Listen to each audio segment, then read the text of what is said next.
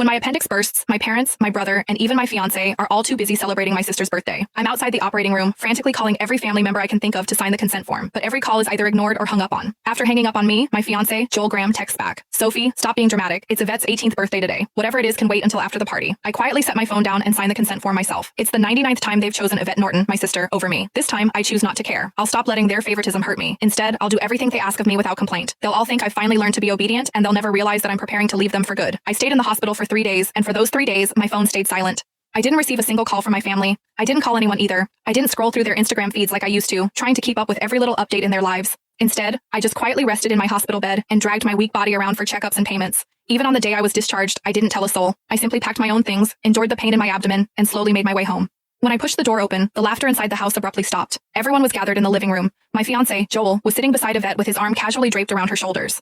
The moment he saw me, he pulled his hand back and gave me an awkward smile. "Soph, you're back? Where have you been these past few days?" My brother, Joshua Norton, let out a cold snort. Where else would she have gone to? She just didn't want to show up to Yvette's birthday party. She always has to ruin things for her since she can't stand seeing Vivi happy. I didn't say a word. I just headed straight for my room. Joshua seemed surprised that I didn't argue with him. Normally, whenever he accused me of being selfish, I would break down in tears and desperately defend myself. But this time, I'd kept quiet. My mom rushed over to me with a glass of juice. "Sophia, we were so busy with Vivi's birthday the other day that we missed your calls. Don't be mad at us, okay?" She placed a glass of mango juice in my hand. Although my heart had long since stopped expecting anything, it still ached faintly. I was allergic to mangoes, but Yvette loved them. There was always mango-flavored food and drinks in the house because of that. But no matter how many times I reminded them, no one ever remembered that I couldn't have mangoes. I handed the glass back to Mom and quietly stepped back. "I'm not mad. I'll just go to my room." Just as I turned around, a loud noise came from the living room. Dad abruptly stood up and slammed his hand on the table. He screamed, "Why have you been walking around with that sour face ever since you came in? Your mother already apologized and even gave you your favorite drink. What's with that attitude? It looks like we've spoiled you too much." My heart twisted, and even breathing hurt. Tears blurred my vision, but I still lifted the glass from Mom's hand and drank it all in one go. I then gently set the empty glass down and wiped away my tears. I calmly looked at Dad. "Yvette's the one who likes mangoes. I'm allergic to them, but it doesn't matter. I already drank it all.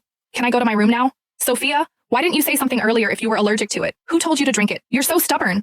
Mom panicked and quickly patted my back. Dad looked embarrassed, but he still harshly replied, "You could have just explained yourself. You've always had that unlikable attitude. You're nothing like Vivi. She knows how to communicate." Yvette's voice drifted over from the couch. "Dad, don't say that about Sophia. You'll make her sad." She sounded gentle, but the smugness in her eyes was impossible to hide. Yvette had always used my dullness to highlight her perfection. No matter what it was, she loved comparing herself to me. She would only be satisfied when she got to trample me. I should have felt hurt, but my heart only felt numb. Even when faced with such humiliation, I felt no emotions anymore. "I'm sorry," I said. "It won't happen again." The moment the words left my mouth, everyone in the room stared at me in shock. My obedience caught everyone off guard. After a brief silence, Dad finally said, "That's more like it. We're family. There's nothing we can't talk about. I only say these things for your own good." "Yeah, I know." I obediently nodded with a numb smile fixed on my face. Upon seeing that I wasn't upset, they relaxed and returned to the living room with Yvette. I paused for a moment, then continued up the stairs toward my room, but just as I stepped onto the staircase, someone grabbed my wrist.